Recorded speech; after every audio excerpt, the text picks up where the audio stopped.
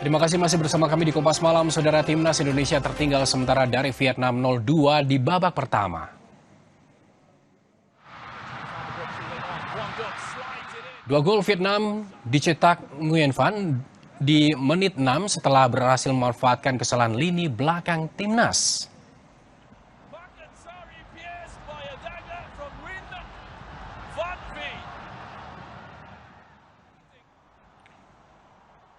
Gawang Nadeo kembali kebobolan di menit 15 lewat aksi soloran dari Nguyen Hai Long.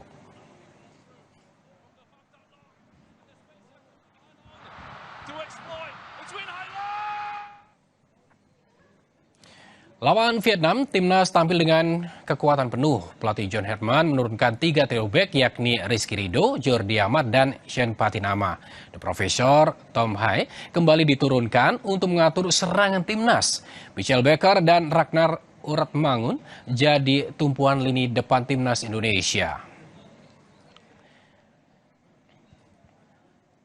Saudara, Timnas tertinggal 0-2 dari Vietnam di babak pertama. Langsung saja kita bahas bersama analis sepak bola Bung Gita Suwondo yang sudah hadir di studio Kompas TV. Selamat malam, Bung Gita Suwondo. Tos dulu. Bung Gita melihat dari di babak pertama tadi ketinggalan 0-2. Apa yang terjadi dengan lini belakang Indonesia? Terlalu berani maju ke depan ya. Artinya gol pertama kesalahan belakang kita. Itu kita masih anteng di belakang sebenarnya. Kemudian kalau gol kedua kita benar-benar sudah mencoba untuk menyamakan kedudukan cepat. 3 center back kita bahkan biasanya tim kalau pakai 3 center back pada saat 2 membantu serangan ada 1 yang di belakang untuk menjaga kedalaman. Ini 3-3-nya ke depan. Sehingga tadi kalau kita lihat bagaimana leluasanya Nguyen Long Hai ya untuk menciptakan gol kedua.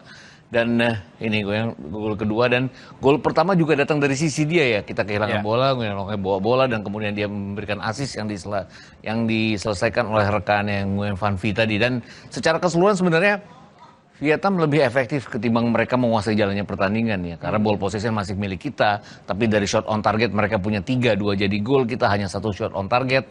Tadi kalau kita lihat sempat 1 peluang dari Michi Baker tadi ya, tapi bisa diselamatkan penjaga gawang. Kemudian tadi sempat kita lihat bagaimana Tom Hai ini juga tadi dengan dribblenya ya, tapi lebih ke arah sisi gawang dan tidak menjadikan itu sebuah peluang yang berbahaya. Tapi jika melihat permainan Timnas Indonesia hari ini, apakah memang ini sudah terbaca oleh Timnas Vietnam hingga akhirnya ini sangat susah untuk menyerang? Kita lihat tadi di babak pertama juga sepertinya rapat sekali ya belakangnya. Sebenarnya strategi Vietnam tuh bukan membaca kita ya, bahwa dia sengaja untuk bertahan. Kenapa? Mereka tidak menurunkan 2 naturalisasi mereka di depan dan di tengah. Kalau kita lihat Rafaelson tidak diturunkan, kemudian Heridio juga tidak diturunkan, pemain nomor 10 ini yang membuat mereka leluasa dengan mereka menguasai lapangan tengah. Mereka pakai 3-4-3 tapi lebih mirip ke 5-4-1 pada saat mereka bertahan, dan sisi kiri dan permainan mereka dan kanan belakang kita itu yang benar-benar mereka tekan. Karena Elian Reinders sering keluar terlambat, kemudian Rizky Ridho juga nggak seperti biasanya maju ke depan dan tidak cepat untuk kembali ke belakang. Ada ingin mengatakan bahwa artinya ini strategi yang dipakai John Herdman pada malam hari ini itu salah? Salah sih enggak sebenarnya, cuman agak terperangkap oleh perangkapnya Vietnam. Apa yang harus dilakukan sebelumnya? Ini kan masih babak kedua udah berlangsung pada malam hari ini. Sebenarnya dari babak pertama ya, harusnya setelah gol pertama itu kita lebih hati-hati karena kita kehilangan bola di gol pertama. Tapi sebenarnya kita tidak kehilangan bola di gol kedua, tapi kita bertahannya tinggi sekali di luar garis, bahkan di daerah permainan lawan sehingga memudahkan mereka. Tidak ada yang menjaga kedalaman sama sekali. Gelandang bertahan kita seperti Mark Klok bahkan membantu serangan. Kurang sabar sejak ketinggalan gol pertama. Ini kali pertama kita ketinggalan di Asian Championship ini membuat kita mencoba untuk cepat menyamakan kedudukan karena lawannya Vietnam. Artinya tekan mereka sebelum mereka berkembang, tapi justru kita yang kewalahan di belakang. Jika tadi kita melihat line up-nya 3-4-3 formasinya, apakah di babak kedua ini ada perlu perubahan seperti apa menurut Anda evaluasinya? Dengan ketinggalan 0-2 saya nggak yakin bahwa akan ada pergantian di belakang ya, karena belakang pun kan Nadeo gol pertama luput dari dia, tapi kemudian gol kedua nggak bisa disalahkan dia karena belakangnya juga membiarkan lawan berdiri bebas. Tapi saya pikir juga di tengah Mark Klok mungkin bisa diganti, Elian Reinders mungkin.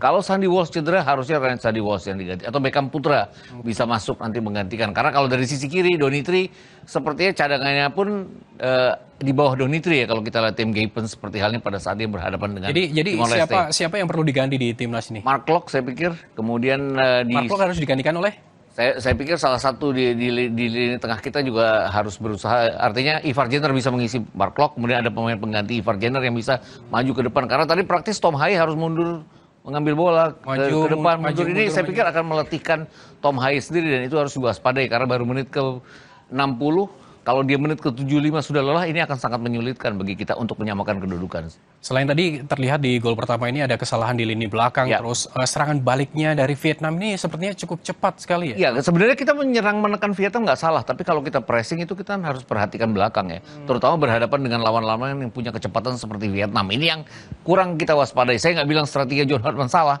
tapi penerapannya pada saat lawan melakukan counter ini yang tidak ada yang waspada terhadap tekanan-tekanan Vietnam yang tiba-tiba itu aja. Ketika di babak pertama udah kalah 0-2 tertinggal 2-0 nih, apakah ini juga akan melemahkan timnas di babak kedua? Saya pikir kalau ketinggalan 0-2 itu sebenarnya masih bisa dirubah ya, karena banyak sekali tim yang ketinggalan 0-2 bisa menyamakan kedudukan atau bahkan menang. Tapi ini kan levelnya sama. Gol kedua itu blunder kita.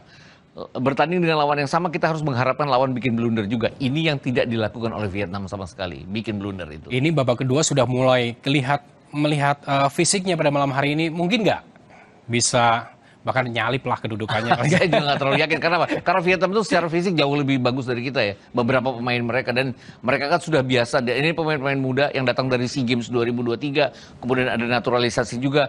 Ini Rafael Sol belum masuk ya. Saya pikir di menit 75 dia akan masuk untuk setidaknya membuat kita akan lebih bertahan. Karena pasti dia yang bisa pegang bola. Kemudian kalau kita lihat Hedridio, salah satu naturalisasi mereka juga pasti akan dimasukkan untuk membuat lapangan tengah mereka lebih berfungsi. Sebetulnya apa yang perlu diantisipasi ketika lawan Vietnam ini, Bung Gita?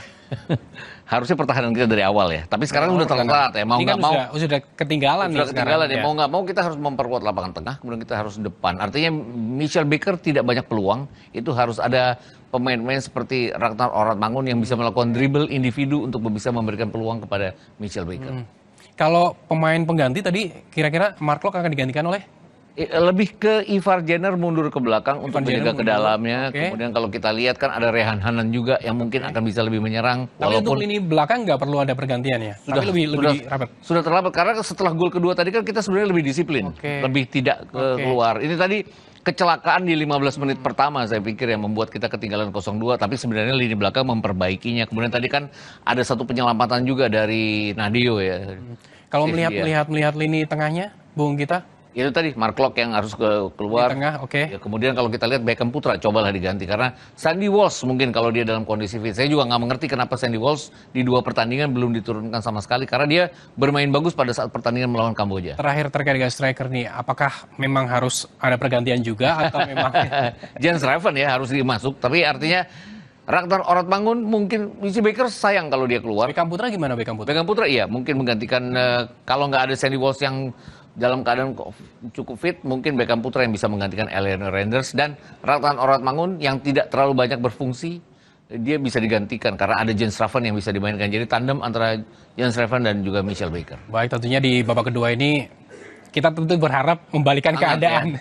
Jadi 3-2 gitu lah ya.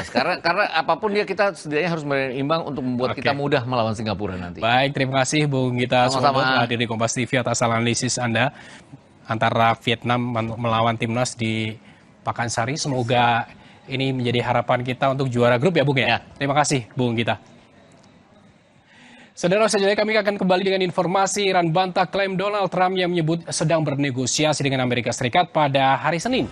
Iran juga menampik pernyataan Trump yang menyebutnya meminta serangan dihentikan.